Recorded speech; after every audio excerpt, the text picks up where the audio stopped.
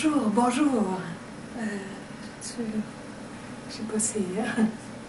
Oui, en tout cas, je vais commencer ici, puis je vais me replacer en cours de vidéo. J'ai pas fait des longs tests pour voir si je suis à la bonne distance. Nous sommes jeudi, le 12 février 2015, et à vrai dire, j'aurais voulu enregistrer cette vidéo-là demain, le 13 février. Non, pas demain, samedi, le 14 février, pour la Saint-Valentin.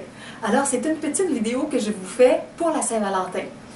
Mais je ne serai pas chez moi, donc je ne pourrai pas enregistrer cette vidéo-là le 14. C'est pour ça que je vous l'enregistre ce soir.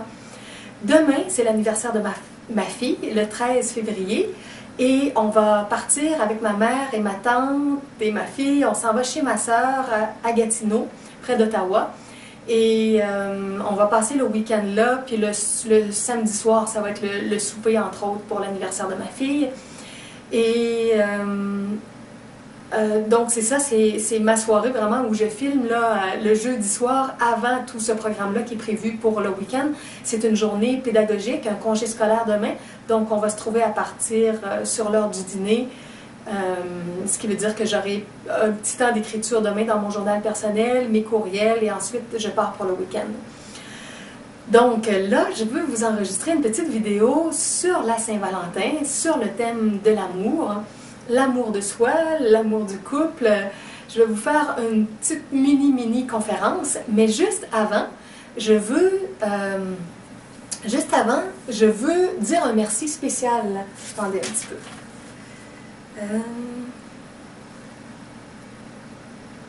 OK.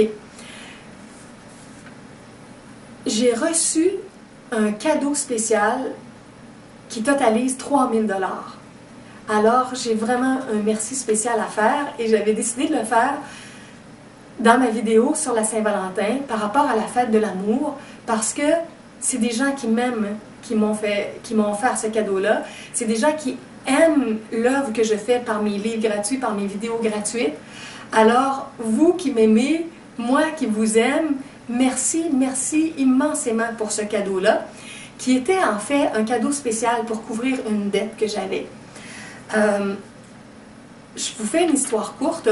Au cours des trois dernières années, un peu dans mon côté femme d'affaires, j'ai parfois pris des risques pour essayer des choses et ça n'a pas du tout fonctionné et j'ai pas reçu les dons que je pensais que j'aurais pu recevoir et ça m'a coûté plus cher que ce que je recevais. Et entre autres, c'est des périodes où je louais un local, un appartement, un petit appartement pour faire des activités, pensant qu'il y aurait suffisamment de gens qui participeraient et que je pourrais le rentabiliser. Et à ce moment-là, j'avais comme deux lieux à payer, l'appartement familial et l'autre appartement pour les activités. Et ça ne s'est pas passé comme prévu. Il y a eu une période aussi, toute la période où j'ai découvert AJ en Australie, que mon cœur a fait ça comme ça, puis je pensais qu'il arriverait à Montréal, qu'il viendrait pour qu'on se rencontre, pour qu'on fasse connaissance, pour qu'on fasse des projets ensemble. Et il n'y a rien de ça qui s'est passé comme j'avais imaginé. Bon, ceux qui ont suivi la saga, vous connaissez toute l'histoire.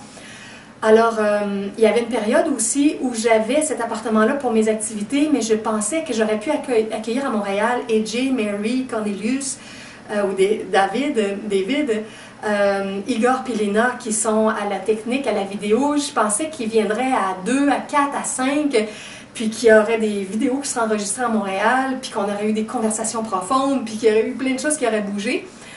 Mais c'est pas ça du tout qui s'est passé. Alors, c'est ça, j'avais fait des investissements pour mes activités, pour les accueillir, pour essayer des nouveaux projets, pour avoir un nouveau lieu pour filmer, pour ne pas toujours être dans mon décor ici qui est assez chargé, souvent qu'il y a quasiment comme 2 appartements en un.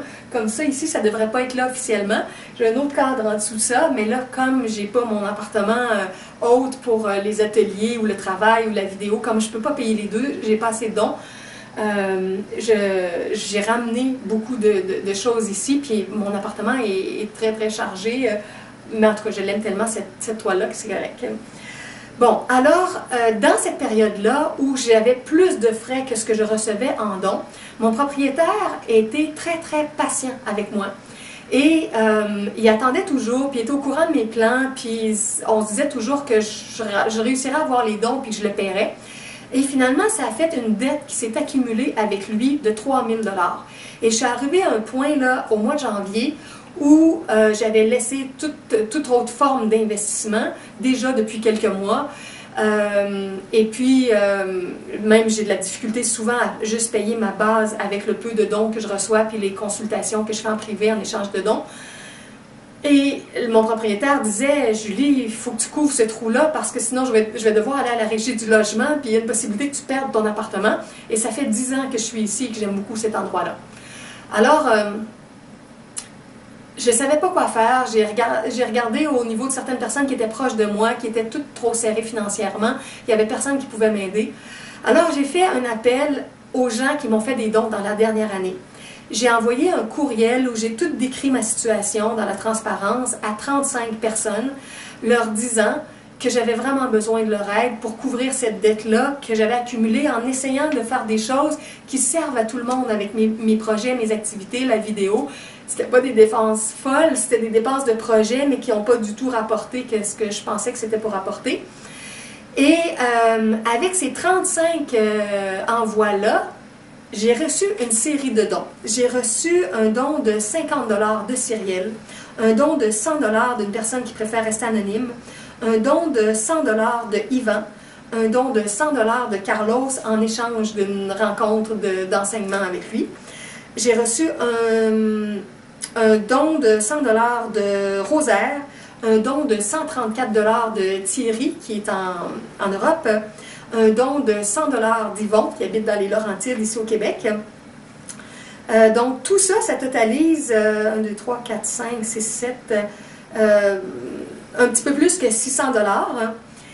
Et comme ma dette était de 3 000 $, j'étais encore très loin de mon compte. Et Rosaire, qui m'avait déjà donné 100 $, qui participe parfois à mes activités à Montréal, qui est un monsieur qui est dans la croissance personnelle depuis des années, qui était un homme d'affaires aussi, qui sait ce que c'est les affaires et qui a déjà perdu de l'argent lui aussi en investissant dans des choses qui n'ont pas fonctionné. Il a décidé de m'aider. Et lui, il m'a dit, Julie, je vais te couvrir le montant qui te reste. Alors, il a couvert le 2004 qui restait.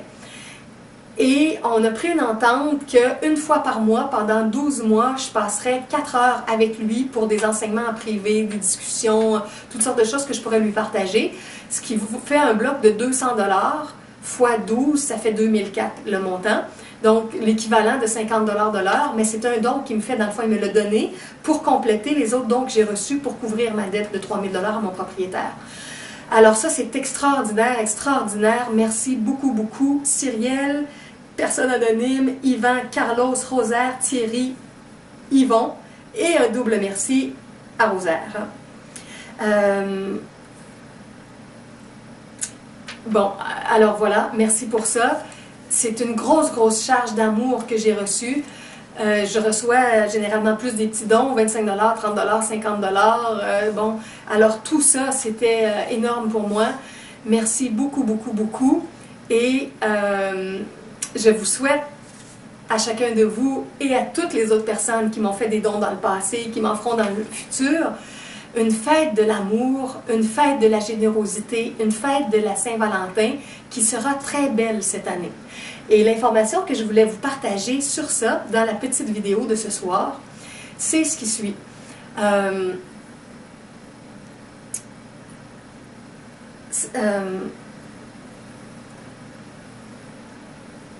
J'ai lu un petit texte de quelqu'un qui parlait d'une petite technique que d'autres personnes parlent aussi, mais quand je l'ai lu récemment, elle me parlait de façon spéciale. C'est la technique qui nous invite à apprendre à nous aimer, à nous dire qu'on s'aime quand on se regarde dans un miroir. Alors, quand vous serez dans votre salle de bain, la journée de la Saint-Valentin, et idéalement demain, après-demain, après-après-demain, n'importe quelle journée de votre vie, prenez un petit instant pour vous regarder comme il faut dans le miroir et de vous dire vraiment, sincèrement, honnêtement, que vous vous aimez. Donc, de se dire « je t'aime ». On regarde notre image et on apprend à l'aimer. Et souvent, c'est très difficile. La personne qui parlait de ça, c'est quelqu'un qui s'appelle Ambrose Wynne, de son nom spirituel. J'en ai parlé dans mon journal spirituel. C'est un écrivain spirituel que j'aime beaucoup et qui disait que dans ses ateliers, il y avait un tiers des participants qui étaient incapables de faire ça. Incapables de se dire qu'ils s'aimaient. Il y avait un tiers qui était capable de le faire, mais maladroitement, en partant en rire, en étant un peu croche, un peu mal à l'aise, ou en le disant, mais de façon très grosse, un peu comme un acteur, que finalement, c'est jouer la comédie, mais c'est pas sincère. Alors, c'est pas complètement profond ou vrai. Et il disait qu'il y avait un tiers des gens qui étaient capables de le faire vraiment. Donc, je vous invite à faire cet exercice-là, de vous regarder dans le miroir d'un peu plus loin ou d'un peu plus proche et de vous dire que vous aimez. Et regardez-vous dans les yeux et vous allez voir, c'est un peu comme si c'était la conscience divine qui parle à la conscience humaine ou l'esprit divin qui s'adresse à l'âme humaine. C'est comme deux parties de notre être qui sont en miroir, qui se parlent. C'est très spécial comme exercice. Et lui suggérait de le faire régulièrement, souvent, parce que plus on arrive à s'aimer, plus on élève notre vibration et par la loi d'attraction, plus on va attirer des bonnes choses.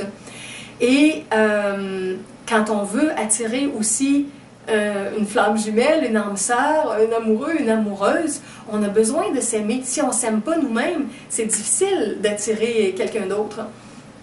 Donc, cet exercice-là, il peut développer un sentiment d'estime toujours plus profond, d'amour plus profond de nous-mêmes.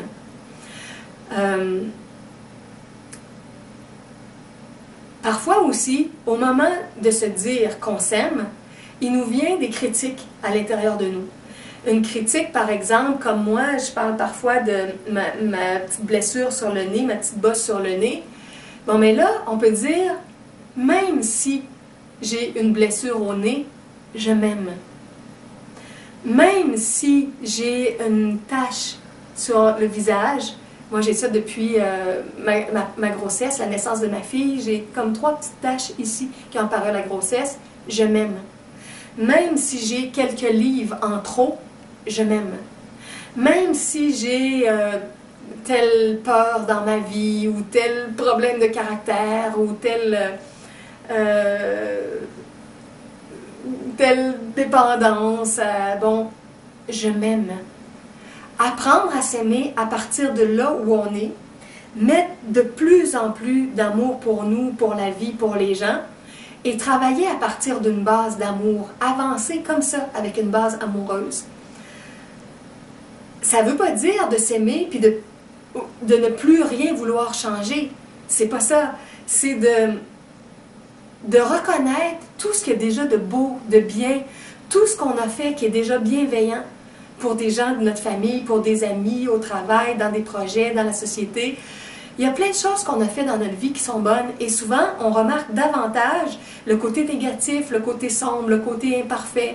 On retient davantage des critiques qui nous ont été faites par des gens de notre famille ou par des proches ou par des collègues de travail, par un patron.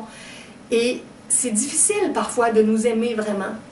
Alors, pour la Saint-Valentin, avant même de rechercher l'amour avec un conjoint ou une conjointe, avec vos enfants ou vos parents, avec des amis, je vous invite à apprendre à vous aimer davantage. À la limite, à vous faire un petit souper d'amoureux pour vous aimer vous-même et aimer la source divine, la présence divine qui vous habite, qui vous guide, qui vous nourrit, qui vous inspire. Travaillez tout ce côté-là d'amour avec soi-même en premier lieu qui va se répercuter au fil du temps avec les autres. J'ai mon amie Françoise aussi. Attendez un peu.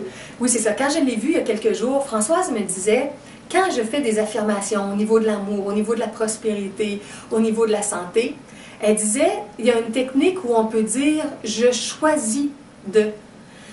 C'est comme encore plus fort, comme en conscience, puis ça nous aide à passer par-dessus certains obstacles. Par exemple, comme je disais, avec certaines imperfections dans notre vie.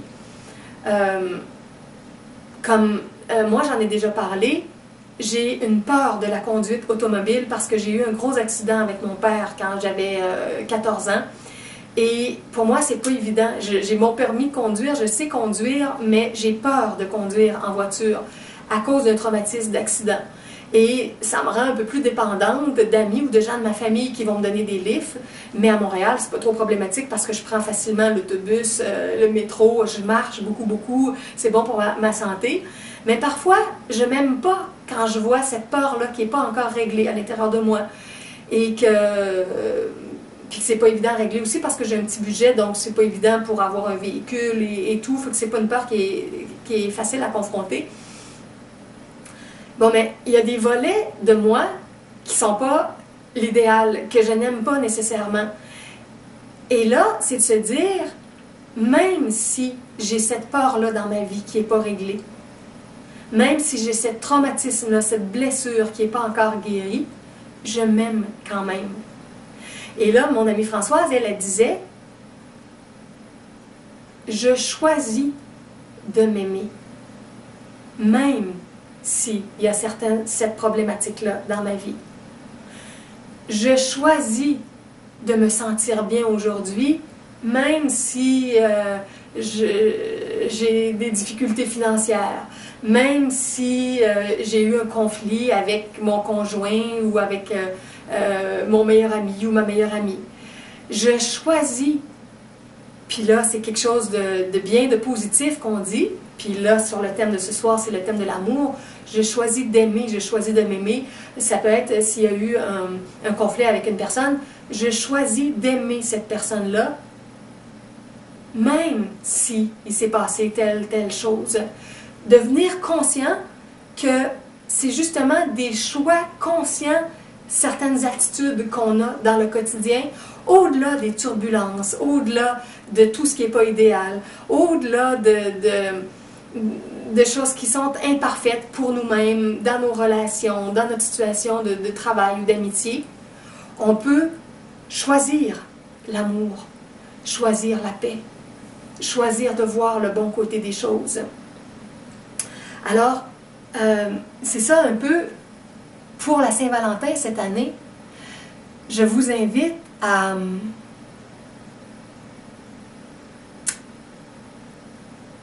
mettre l'amour de vous-même à l'avant-plan, parce que sans ça, ça va être très difficile de le projeter, de le partager avec d'autres personnes. Et également,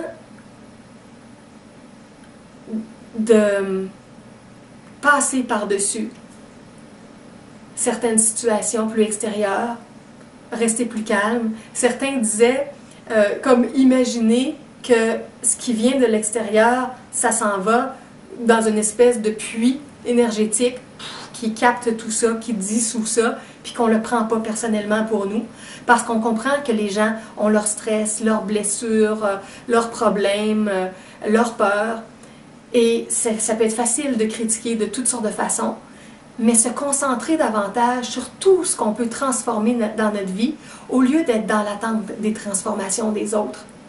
Et apprendre comme ça à s'aimer davantage pour tout notre cheminement, et pour apprécier les bouts de cheminement des autres personnes aussi, de ce qu'ils font avec leurs efforts à eux de leur côté. Et entrer dans un amour plus fort pour nous, pour la source divine qui nous guide et pour les gens autour de nous. Et comme je disais un peu plus tôt, ne pas hésiter à se faire des petits moments pour soi dont on a besoin pour se ressourcer, des repas seuls, de la méditation seule, du temps d'écoute de musique, aller prendre une bonne marche dans la nature, jouer avec un enfant, jouer avec un chien ou un chat, lire un bon livre. Donnez-vous du temps dont vous avez besoin pour vous ressourcer et sentir une paix qui rejaillit en amour de soi, en bien-être. Et ensuite, trouver une façon de partager ça avec les gens que vous aimez. Trouver une façon de leur dire, leur communiquer par des gestes ou par une carte ou par une accolade ou par un service ou quoi que ce soit, que ces gens, trouvez une façon de leur dire qu'ils sont précieux pour vous et que vous les aimez. Et l'amour, par la loi d'attraction, attire toujours plus d'amour, toujours plus d'amour. Alors, plus vous allez rayonner votre lumière divine, plus il va y en avoir qui va entrer dans votre vie de différentes façons. Alors, je vous souhaite une très belle Saint-Valentin et finalement une belle fête de l'amour. N'importe quelle journée de l'année. Parce qu'on n'a pas besoin de la Saint-Valentin pour fêter l'amour. C'est un thème qui idéalement pourrait être là chaque jour de notre vie. On devrait faire de chaque jour une Saint-Valentin non officielle. Merci d'avoir écouté cette vidéo-là. Merci aussi de vous être abonné à ma chaîne. Il y a plein de nouveaux abonnés dans les dernières semaines. Et merci aux anciens abonnés. Merci à toi d'être là, de me suivre de différentes façons, en vidéo, en texte, sur les sites web. Et il y a mon site de mon journal personnel qui est, entre autres, mon union avec toi, avec toute la force divine. Si tu veux découvrir plus mon journal au quotidien, c'est les www.lagrandejoie333.wix.com/union. À bientôt!